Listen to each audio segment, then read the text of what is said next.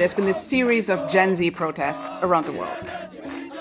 In Indonesia, in Nepal, in the Philippines, in Madagascar, in Kenya. And the shared symbol has kind of popped up in all of them. A pirate flag with a skull wearing a straw hat. This is the One Piece flag, and it comes from this Japanese anime. It's become a banner of resistance for these young people, resistance against inequality, against corruption. Hannah, you've been in Nepal recently for a couple of weeks reporting on the story. Do these protests feel like they have something in common? And what is that?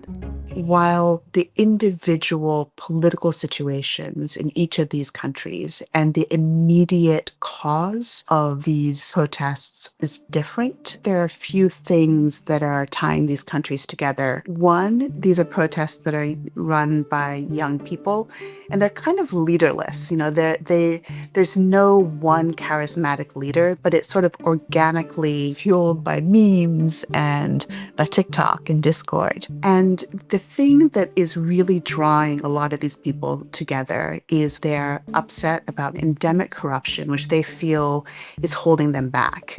And they're inspiring each other from society to society, from country to country, to go out and protest. Nepal, for instance, this accidental revolution, which was from a social media ban and also this feeling of wanting to combat corruption, then catalyzes movements in the Philippines, and then Madagascar, and then in Morocco, then in Kenya. But the outcomes haven't been uniform, right? Some have been more successful than others. Indonesia still has the same president in power. The protests in the Philippines, which followed those in Nepal, got a lot of people out on the streets, but the same leader is in power.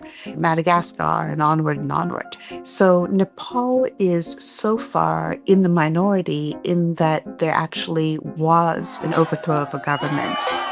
And as exciting as it was for the young people that they suddenly had a voice, the revolution also came with a lot of violence. Though the Gen Z protesters say it was not they who were doing the burning. Do you think that the overthrow in Nepal has kind of put other governments on edge? Even more than the governments being scared, I think what it's done is that it has galvanized and united young people across the world. We saw that with the Arab Spring, where one group of protests leads to another, leads to another, leads to another. And I think we're at that kind of catalytic moment. But it's now turbocharged, right? These protest memes, like the Jolly Roger flag, move quickly, but it also makes discontent all that bigger and more tragic.